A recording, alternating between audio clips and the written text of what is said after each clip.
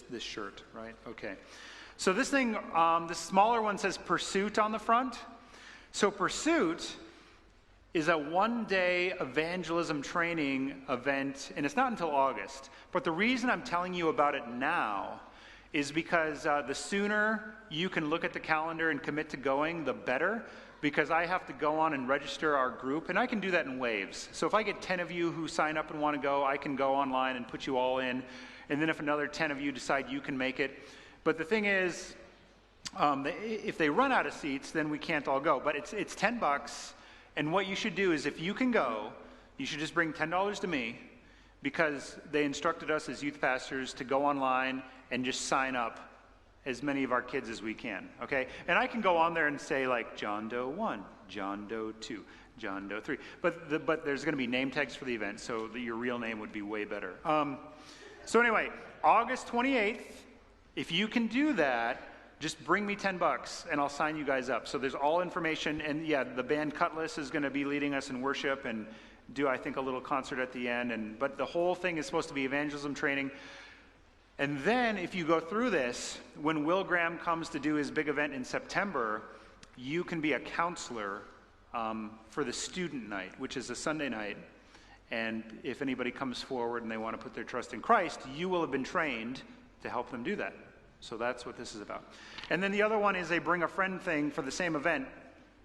On the back, they just want you to go ahead and write down the name of 5 or 6 friends and be praying for them already. And the challenge would be to try to invite these friends to come on the student night in September, which I think it's September 26th. So anyway, take this as a challenge and just start praying for your friends, even if you don't think you can make the event. Take it, write down 6 friends or neighbors, classmates, people on your sports team, people you work with, whoever you can think of that doesn't know Jesus. That's what that's for. Okay. And there's some extras of those up here if you need them. Asher, does it look like that live stream's working? Cool. All right. Oh, yes. So May 26th will be our last youth group of the school year. And so on that night, we're going to have the new 6th graders come up who are graduating Awana. And we're also going to celebrate our seniors. We got a lot of seniors. There's one. And we're going to have like cake. And we're going to say, hey, you did it. Yay for you. And we're going to eat cake in honor of you graduating. So anyway, that's May 26th. And then I'm going to have a summer youth group schedule for you that'll have all the summer things that we're going to be doing. So I'm trying to work that out right now. And then June 2nd, that's the senior celebration. That's for seniors. Ava and I take you out to eat one last time, and then we never see you again. So that's how that usually works. All right. Not really. So we fell behind with taking care of Lynn last month. So that's why this total for May is actually $45.59 because we didn't reach our $38 goal.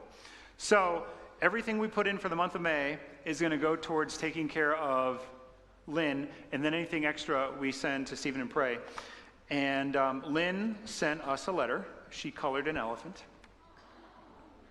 The head is red, and the body is purple. And I don't know what these other creatures are. But it says, "Dear friends, hello, how are you doing?" So one of her helpers wrote this. So that's why it says, "Lynn is doing well, and she is happy to have new friends. Lynn studies subjects like reading, art, and also loves singing at the project." The project is where like the kids, that Compassion, they have like a place for them to go and do stuff. So she says she helps her mother in washing the utensils. You guys got to step it up. Lynn helps her mom wash utensils. Don't be a slacker. Lynn says to stay, they have a new baby called, I think it's Meshach. I really think it says Meshach. So they got a new baby. She loves him. She says to pray for her family and their new baby boy to grow up. So that's from Lynn. So if you want to look at Lynn's letter, and it's got some information on the front, you can check that out. And if somebody wants to write her a letter, I need that to happen too. Okay. There we go. Okay, so tonight your handout is humongous.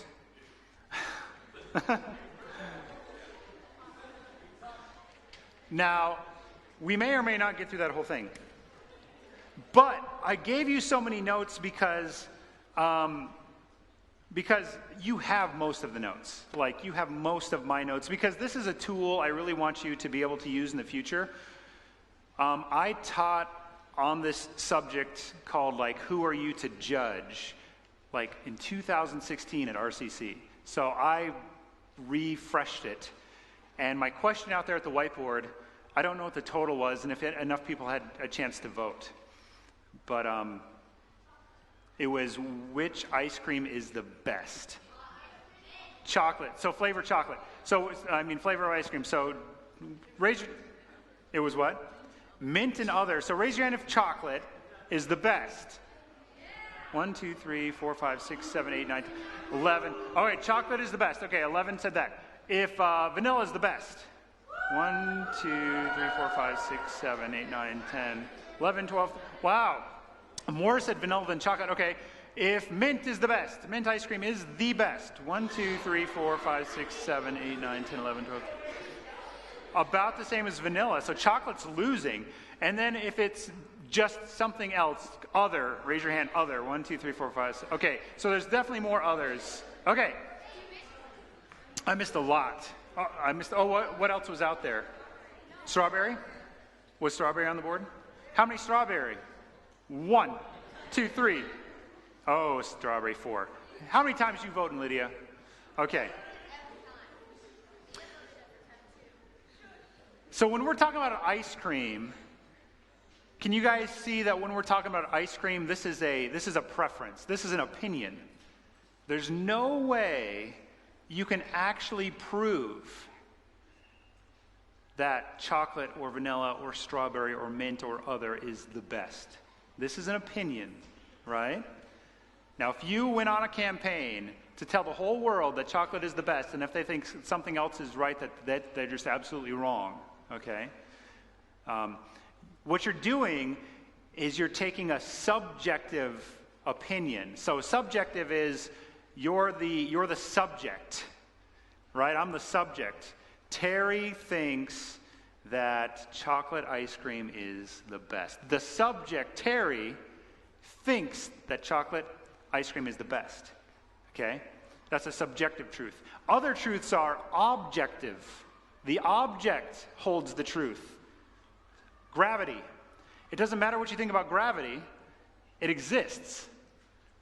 If you don't want gravity to exist, okay, that's nice that you wish it didn't exist. It does. It's an objective truth. It's something that's true outside of you. Does that make sense?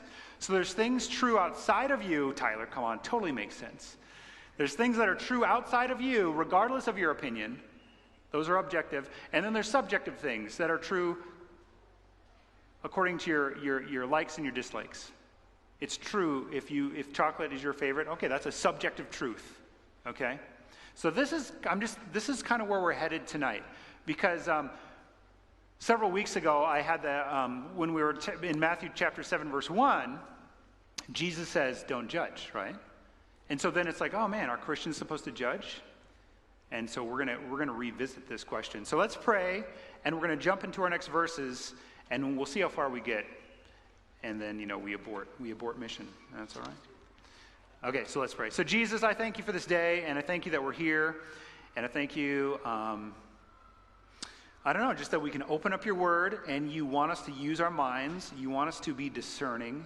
I think we're going to see, Lord Jesus, that tonight you want people to make judgments.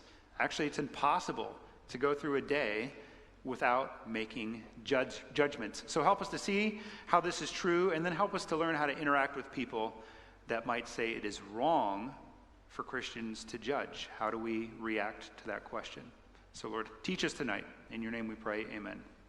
All right, so if you got a Bible, Matthew chapter 7, verse 16, verse 15. I think I titled my thing wrong. It should be verse 15, so my handout is wrong. But on your handout I've got the verses too. So here's what Jesus says. So last week, just to remember, he said, enter through the narrow gate, right? The narrow gate, not the wide, easy gate. And now tonight, so last week was two gates. And tonight we're going to see there's two trees. And then the next week we're going to see there's two claims. And then the next week, we're going to see there's 2 foundations, right? See all these, and Jesus, there's never a third one. You are either narrow or wide to destruction.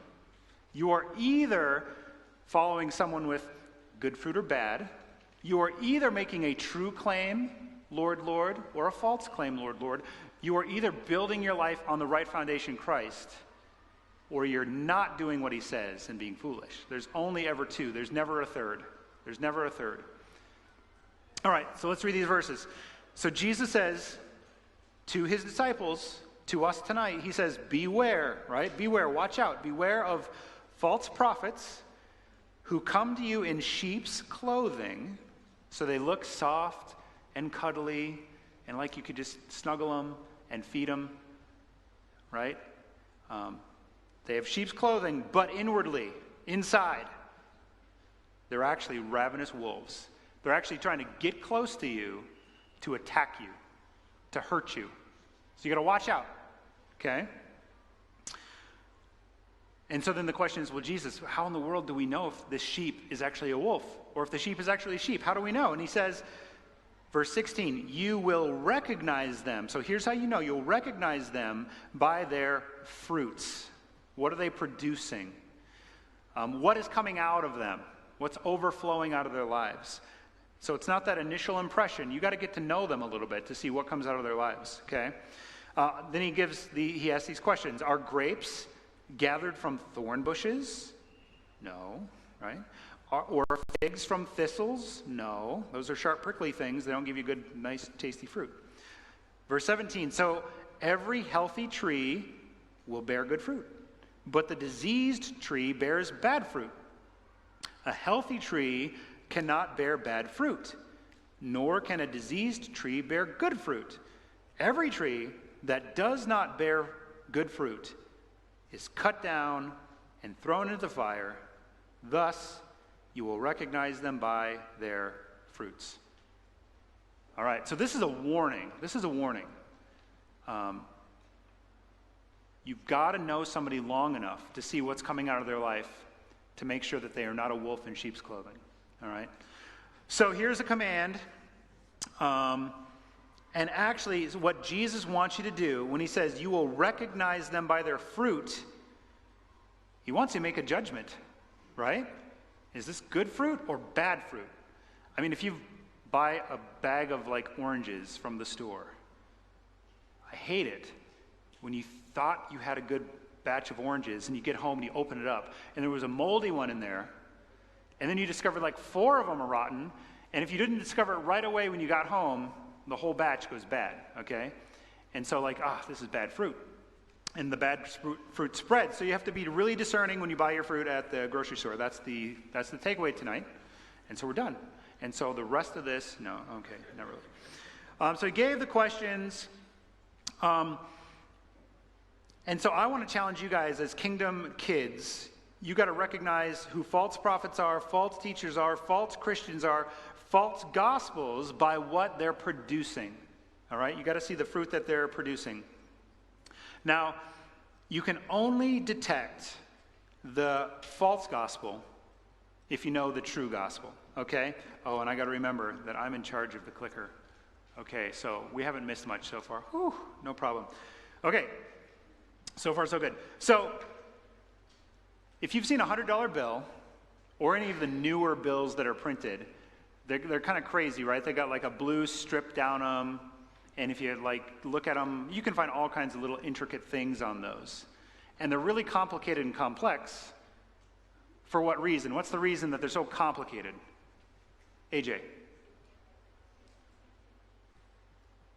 Did you say so you can't copy it? Yeah, so you can't copy it. They're hard to reproduce because people like to take big bills, 20s, 100s, and they like to make counterfeits, fakes. And then they like to go into a store and they like to buy something, and they're hoping that the person will take the money, and they get the product and they leave. And then the store or the person who takes that fake money, they go to the bank, and the bank says, oh, this is fake. And so now that person is out. Not only did they give away a product, they don't actually have a good $20 or a good $100 bill. And so we got to know what the real gospel is, so we know what the fake gospel is. So here's your key truth before I get too far ahead of myself. Everyone judges, you guys. This is the key truth. So if you ever get accused of being judgmental, the person who accused you just judged you, right? Everybody judges, including the person who judges that you're judging. So you can't get away from it, right? So that's our key truth tonight, is everyone judges. We got to know the real. Let's see here. We'll go through a couple of these blanks here. To know if something is counterfeit, you must have intimate knowledge of the genuine. That's the next blank, the genuine. Okay? You got to know it's genuine. So that's why I'm talking about real $100 bills and false $100 bills. And then, just like if you took that fake money to a bank and they said, we're not going to count this, it's fake. Anyone who accepts a false gospel, they're going to be hurt. They're going to be hurt. Because they are believing that they're hearing a true gospel, and it's leading them actually down the wrong path to destruction. And the same could be true of you guys if you hear a false gospel. All right? And we're going to talk next week probably a lot more about like some of the gospel essentials. Okay.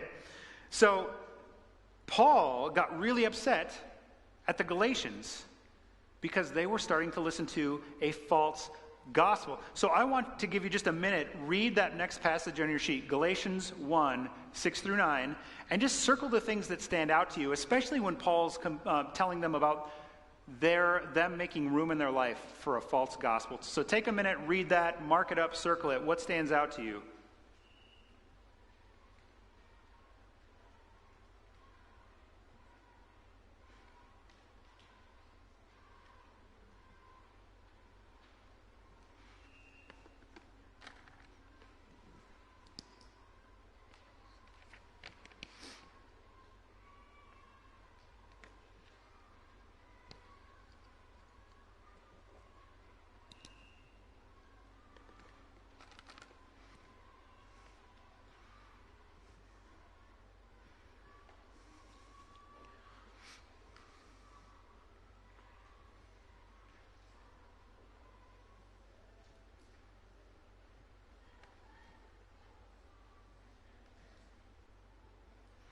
All right, so what are some of the words sticking out to some of you guys as you read that? What Paul's saying about the gospel? Just raise your hand and I'll pick you. Lindsay.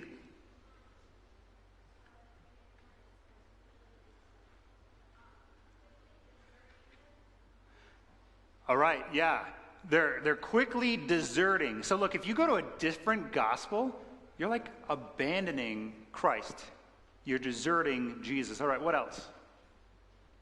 Right here. All right, that word distort, right? So you've got it, and you're like, we're just going to tweak a few things on it, right? That'll hurt people. Any other words with the gospel that stick out in that passage? There isn't another gospel. Not that there isn't. So there's one genuine, true, real gospel, but now the Galatian Christians are being tempted to follow a different gospel. And Paul's saying, but there isn't a different gospel, guys. This next verse I have on there, Jude 3 and 4. So those of you who went on the middle school bike trip back in 2018, this was kind of our theme. The theme of that trip was contend. And we use this verse where Jude says, Beloved, although I was very eager to write to you about our common salvation, I found it necessary to write, appealing to you to contend. That means to fight for, to not give up on, to contend for the faith that was once for all delivered to the saints. It was delivered one time. One time it was delivered. We don't have to wait for a new delivery. It's not like UPS where your package is coming in 3 shipments and you're waiting for shipment 1 and shipment 2 and shipment 3. No, we have it all, okay? Once for all delivered to the saints, for certain people have crept in unnoticed. There's those wolves in sheep's clothing. They've crept in unnoticed, who long ago were destined for this condemnation. Ungodly people who pervert the grace of our God into sensuality and deny our only Master and Lord Jesus Christ. So here, we've always got to be guarding the gospel to this day. All right, there's cult groups out there who are always distorting the gospel, trying to get us to believe a different one or a changed one. All right, I'm going to show you one more verse here. And again, I want you to do the same thing. Well, I guess, wait, there's a bunch of blanks. Boy, once, okay? The gospel was delivered once. This is under 5a. The gospel was delivered once for all time. There is nothing new we need to learn. Nothing has changed. We didn't miss anything. That is why we must contend for it. Wolves in sheep's clothing want to come and pervert and change the gospel for their own selfish appetites. And that's the thing. When people want to change the gospel, it's because they're up to something. They're a wolf. They're ravenous. They want to use people for their own selfish advantage. You got to remember that, okay? So now this next one, Romans 16, 17 through 20. Again, circle what stands out to you when it comes to being discerning about the gospel and guarding the gospel. Go ahead and read that and circle some things. I'll give you another minute.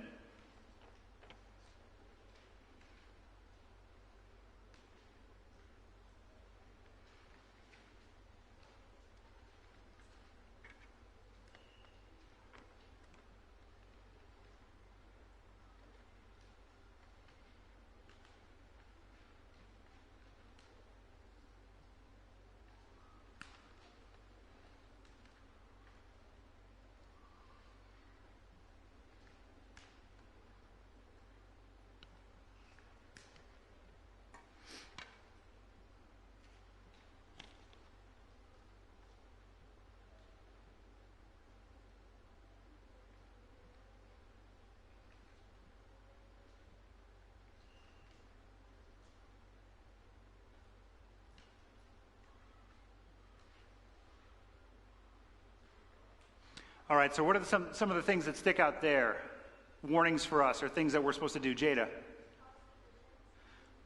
Okay, so watch out for those people who they are causing divisions. They're creating obstacles, all right, when it comes down to the gospel. Zach? Say it a little louder. All right, smooth talk and flattery. They're like salesmen. They're buttering you up. They're saying nice things. They're trying to do what they can to get you to follow this false gospel. All right, who else? Abigail. And that requires judgment, to be wise as to what is good and innocent of what is evil. You got to make a judgment call there, friends. If it's a good thing, okay, that I should do. If it's an evil thing, innocent. Nobody can blame me for doing this thing. All right, right here.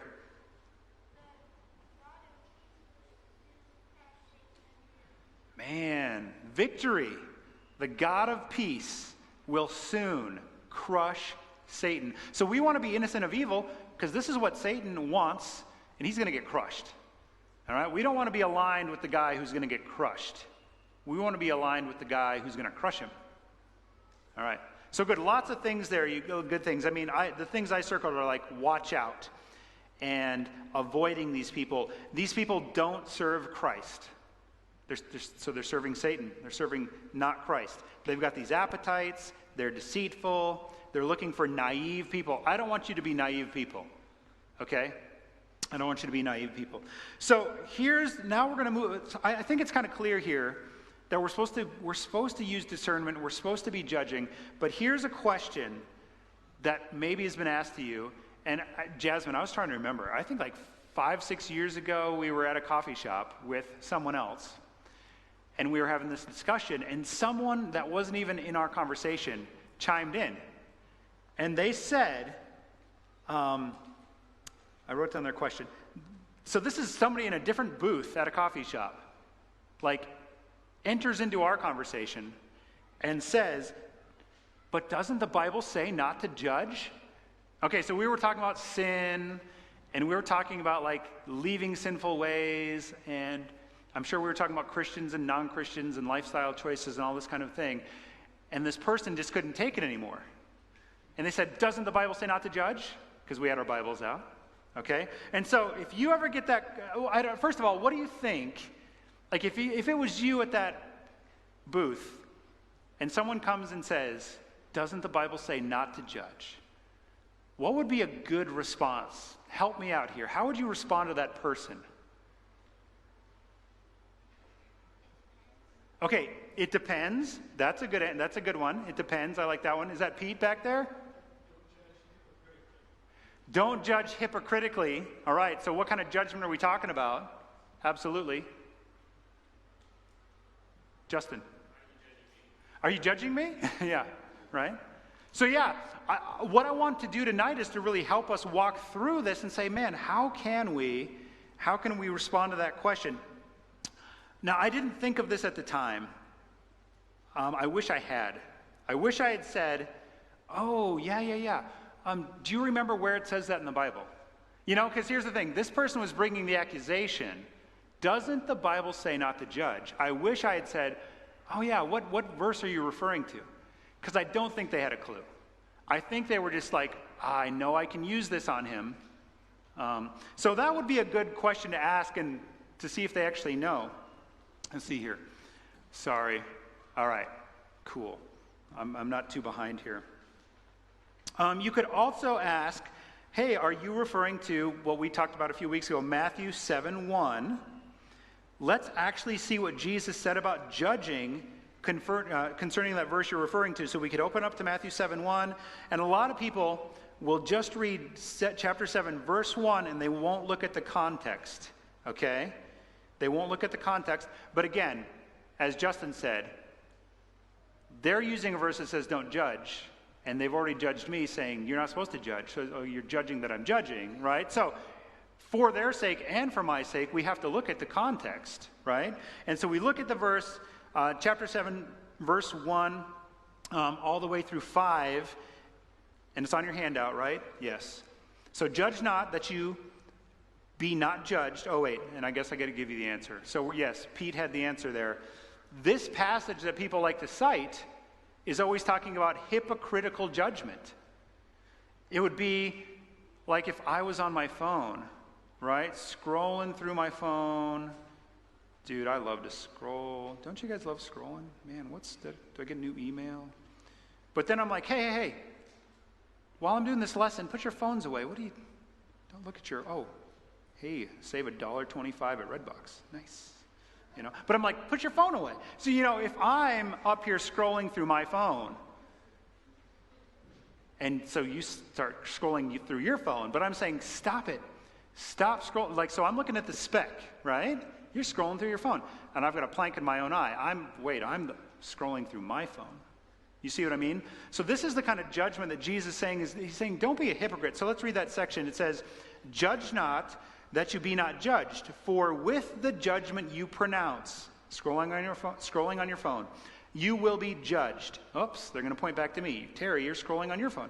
And with the measure you use, it will be measured back to you. Why do you see the speck that is in your brother's eye, but do not notice the log that is in your own eye? Or how can you say to your brother, let me take the speck out of your eye, let me stop you from scrolling, when there is a log in your own eye? You hypocrite, you actor, you fake, you self-righteous person that ignores your own sin but is quick to find it in everybody else. Okay, that's what Jesus is saying. Don't be a hypocrite. He's saying, my people deal with their sin. We've talked about being poor in spirit. We've talked about mourning over our sin. So Jesus is saying, my followers aren't hypocrites. They're going to deal with their sin. You hypocrite, first take the log out of your own eye, and then you will see clearly to take the speck out of your brother's eye. See, look, Jesus still wants you to help your brother. He just doesn't want you to be a hypocrite.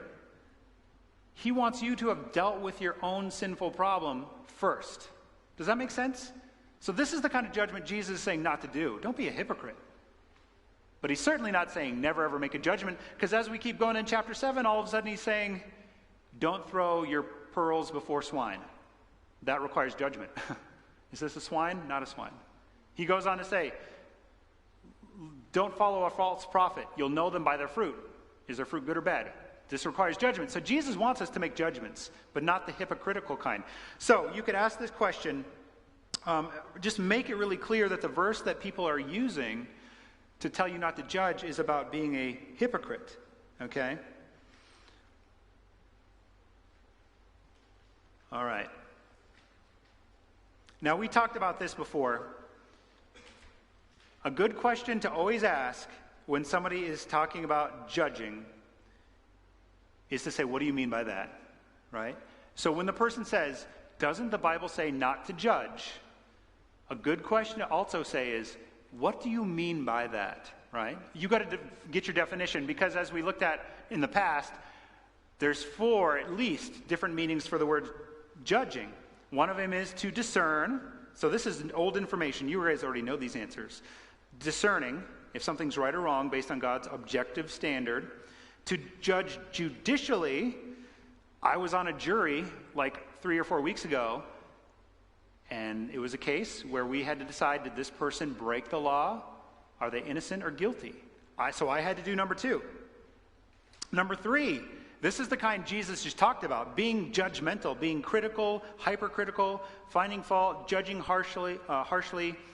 You could even put, being a hypocrite.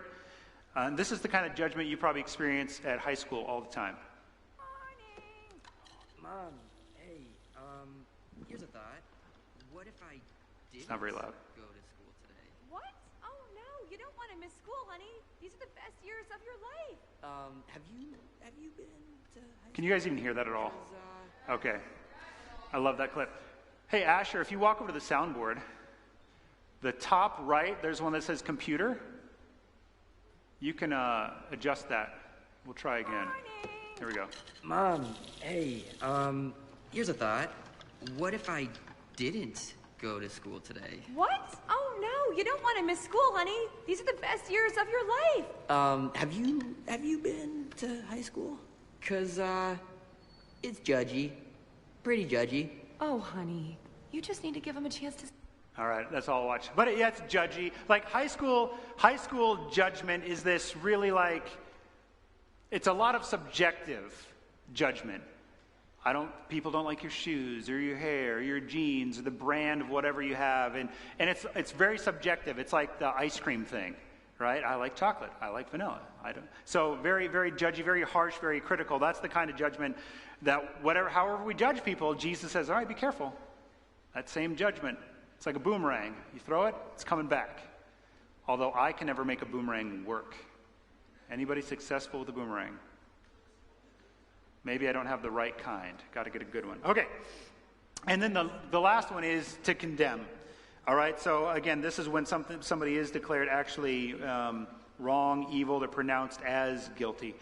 So Jesus doesn't want us to do that third one.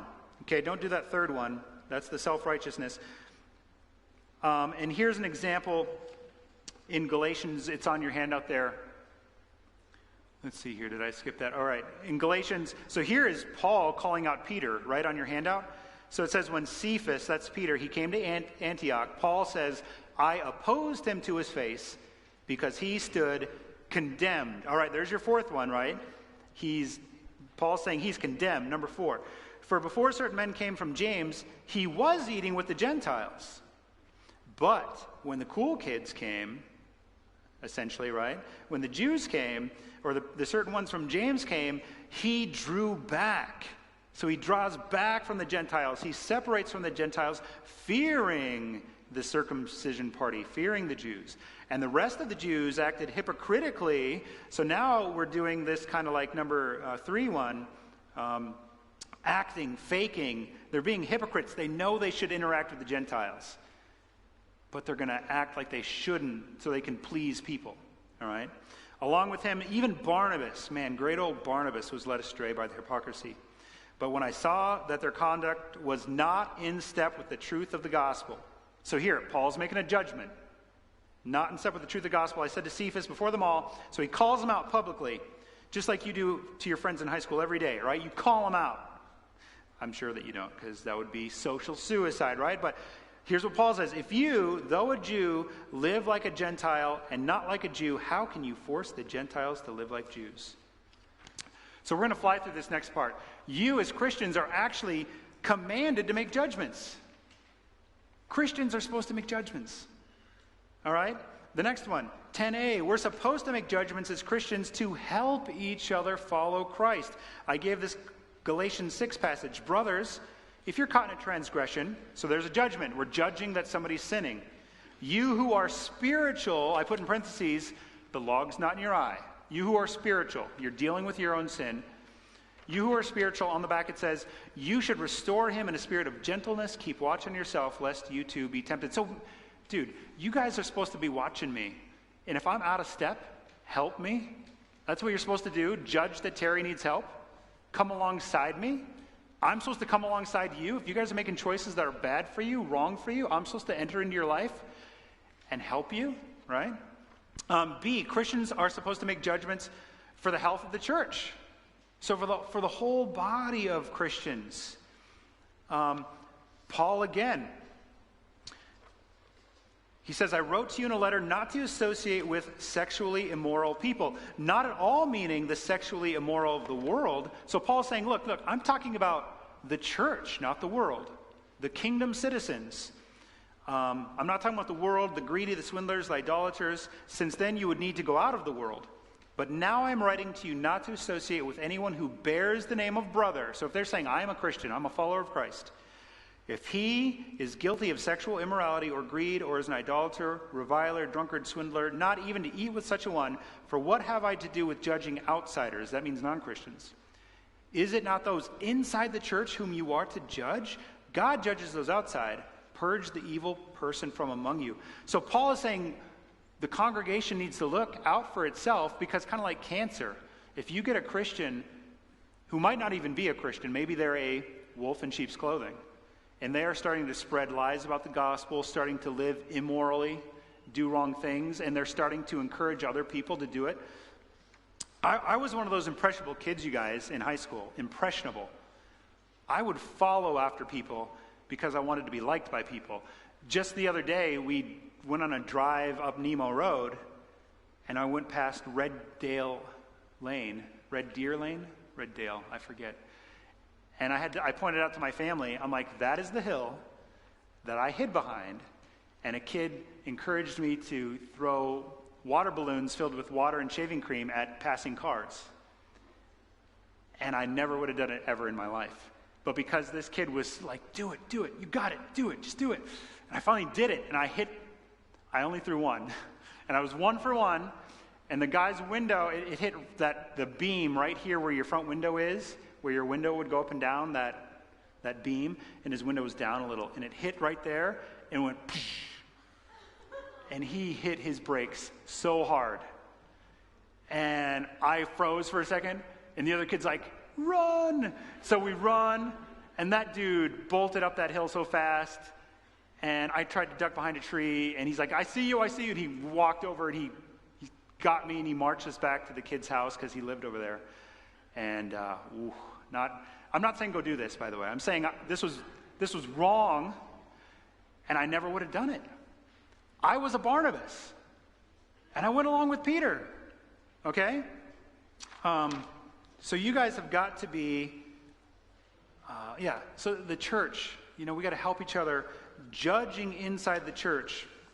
All right, so here's 3 important steps. 3 important steps. Whenever you're dealing with this question, doesn't the Bible say not to judge? First of all, and we kind of mentioned this, define judgment. What do you mean by that? Right? You have to define it. What do you mean by judging? And I gave a definition out of the 1969 Webster's Dictionary that's in my office. The act of judging, the act of deciding or passing a decision on something, the act or faculty of judging truly, wisely, skillfully, good sense, discernment. Yeah, you should judge, all right? Number 2, which was our key truth, everyone judges, and actually, you are forced to judge. You are forced to judge. Let's see here. I got to find my section on that one. Okay, here's the thing. You are forced to judge. You came in here, and you guys didn't have the option of sitting in every chair tonight. You couldn't. You had to pick one. Just one chair. And I want you to know, the other chairs feel rejected and hurt by you. Because for whatever reason, you chose that one specific chair. Wait a minute. 1, 2, 3. I think you guys are fighting over a chair. There's more people than chairs. They really wanted that chair. But here's the thing. You're forced to make judgments, you guys, every single day. So if they say, doesn't the Bible say not to judge? You got to define it, and you got to point out, we're all judging all the time. Third, if everyone judges, I went too far. If everyone judges, Why is it that Christians are the ones who are called judgmental? You know, Christians are called judgmental. Is it because we're the only one making judgments or choices? No. Is it because we're the only ones who think we're making the right choices? No. Most people, when they make a decision, they're thinking they're making the right decision. Is it because Christians are intolerant? And again, if somebody throws out the intolerant word, you've got to say, what? 6 words. What do you mean by that? You've got to remember these 6 words. Any conversation you have with anybody, don't fall into a trap. People want to trap you. What do you mean by that? Always ask that question. All right. Actually, I think that, okay, so here's your definition of tolerance.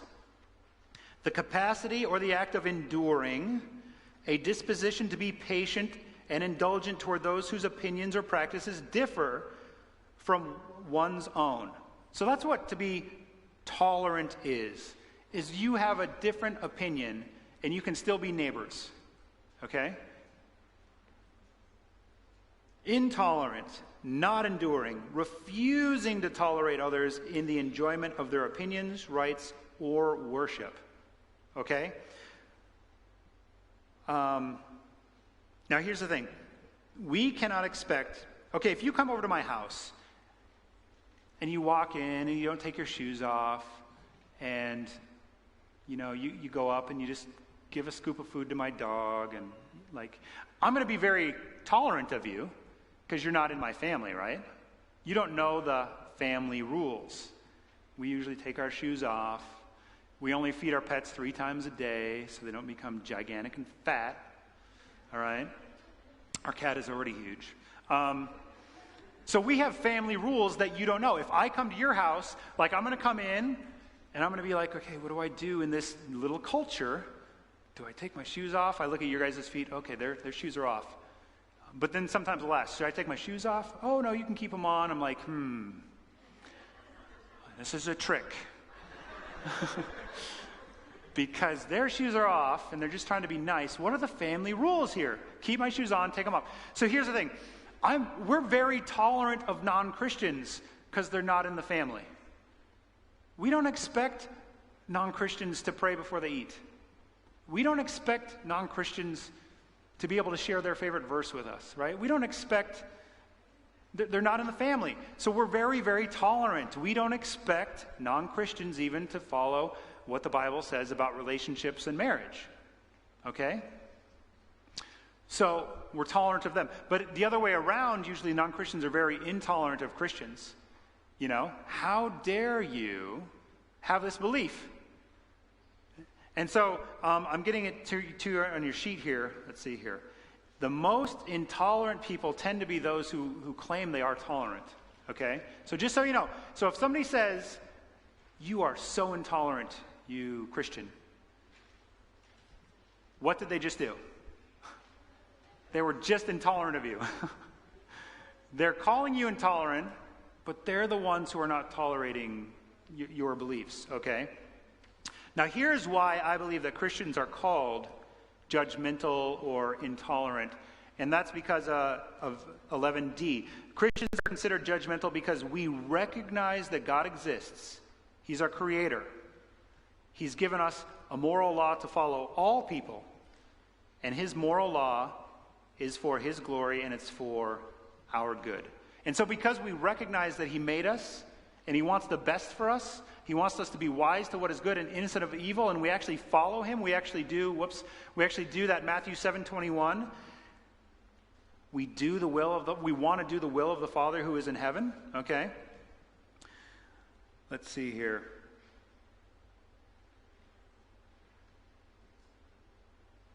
So think about this. I don't know the last time you've been to a movie theater, but you go to a movie theater, you can pick one movie, right? One theater. So picture a movie theater, and every show is a different worldview. Here's Christianity playing in Theater 7. Seems like a good number for Christianity. I don't know. And, you've got atheism in Theater 1. You got Buddhism in Theater 8. And you got all these theaters, right? And so someone comes into the theater and says, you know what? every single movie is just as equal, just as valid as the others, nobody should ever say that their movie is the right movie or the best movie, okay? So you've got these different subjective and objective things again, and so we're in Theater 7, and we're saying, well, no, there is one God who made us, and being in this theater is the theater that we believe all people should be in, and you're welcome to join us, you know? But they say, no, you can't even be in that theater. You can be in that theater, you just can't say your theater is the only way or the right one. And that's the problem. That's why you're called intolerant, because you believe you have the truth. And you're not open to everything being as true as everything else. So that's part of the problem. So we're just going to fly through the last, because we're not going to do this next week. Number 12. So how to respond? Are all views equal? Are all theaters equal? You can ask, is that true or just your opinion? If it's their opinion, then it's a personal preference like ice cream. If it's absolutely true, okay, if they say no, it's absolutely true that all views are equal, okay, they just claimed to have one right answer. So you have to ask them, wait, how do you know that's absolutely true? Because they just got mad at you saying it's absolutely true that Christianity is the one only true way. And now they're saying, no, the one only true way is that all views are true. So you have to ask them, well, how do you know that's true? If we lose the ability to make moral judgments about what is right and wrong, we can no longer distinguish between the actions of Billy Graham and Hitler. Okay? So you could ask this question. Was the Holocaust morally wrong? Why or why not? And here's what I mean. Was it just the opinion of some nations that it was wrong, but it was the opinion of other nations that it was right? And the nations who had the most power exercised their will? And actually, nobody could actually tell Hitler or Germany that what they were doing is wrong. See, because that's the problem. If there is no absolute objective truth above us, God's truth, and everybody's opinions are equally the same, everybody has truth that they can exercise, how do we discern between individuals? How do we discern between cultures and countries? We get into a really big problem. So either the world court, they judged the Nazis, what they did was wrongdoing. They recognized that there was something beyond and above culture that was determining right and wrong. They were saying it is clear that there is a universal moral wrong happening. There's something above and beyond all cultures that they're doing wrong, and therefore the world should step in and stop this. So they were appealing to an objective higher standard, okay? D, only the existence of God can account for the absolute universal law in which we find ourselves under. And then the next one, if there is no God, guess what? All is permissible. If there is no God, all is permissible. Nobody can actually tell you that if you wanted to go run somebody over in the street using a walker, that it was wrong. Why is it wrong? What are you appealing to tell me it's wrong? Is it just your opinion and preference that it's wrong? Because it's my opinion and preference that it was fun and right. Which one wins? Okay? They're going to say it's wrong because they've got to appeal to something higher. All we have are powerful people exercising their preferences if there is no God. 13, how to handle anyone who says you shouldn't force your morals on others. You can just simply say, well, I was sharing my morals. I was sharing where I get them from God. I'm not forcing them on anyone. But it seems like you're trying to force them on to me. So they're using a self-refuting argument. So watch out for self-refuting arguments. That again is the boomerang thing. If they say, don't be judgmental, it's like they threw a boomerang and it came back and it hit them. It was self-refuting. They were just being judgmental, right? Don't force your values on me. You just forced your value on me. See, so watch out for self-refuting things. How to handle anyone who says it's wrong to judge. Again, it's self-refuting. They just made a judgment against you. So reveal their judgment in the kindest possible way, because you are supposed to be an ambassador. Oops, I missed one. An ambassador for Christ, and you want to win the person, not the argument. So always remember that. Your battle is not against flesh and blood. And you want to be gentle, and you want to coach the person along, and you want to help them think. So here's an example. You could say, what's interesting about your reason is that it itself is a judgment, but that's okay because we all make assessments of what we think is right and wrong. So if we agree that making judgments is okay, let's continue to talk about whatever it is you're talking about. Remind them that people have the right to make moral judgments, that we actually have moral consciences, and making moral judgments, that's part of being a human. Every single day you have to make a moral judgment if something is right or wrong. And then the very last thing, turn the tables. So this is something I would encourage you, if you're ever going to talk to someone about a hot topic, a sensitive issue, where you know that they're just ready to like lunge on you and tell you why you're wrong. It could be a teacher at school. It could be a classmate. Start with this. I use this, you guys, when I talk to people. I say, man, I'd love to talk to you about this. It's a very personal thing. I'd like to respond, hey, but before I talk to you about this, would you consider yourself to be a tolerant or an intolerant person? Okay, they're going to want to be a tolerant person, right? So you're disarming them. And then you say, man, are you a safe person for me to share my opinion with? Or am I going to be judged really harshly for giving my point of view? Do you respect diverse points of view, or do you condemn others for convictions that differ from your own? So just say something like this to disarm them, to prepare them to actually talk and listen, and because the last thing they want to do is to be judgmental. All right, guys, that was really a lot. And you guys did really well. In your small groups, you'll have a chance to talk about what was helpful in this, and also what questions you still have about this. And so I hope that you will get back to me with those things. So what I'd like to do now is middle schoolers, you're going to go to your small groups. So we'll switch at 7:45. So that'll give you about 20 minutes. And then high schoolers, you'll go after that. All right.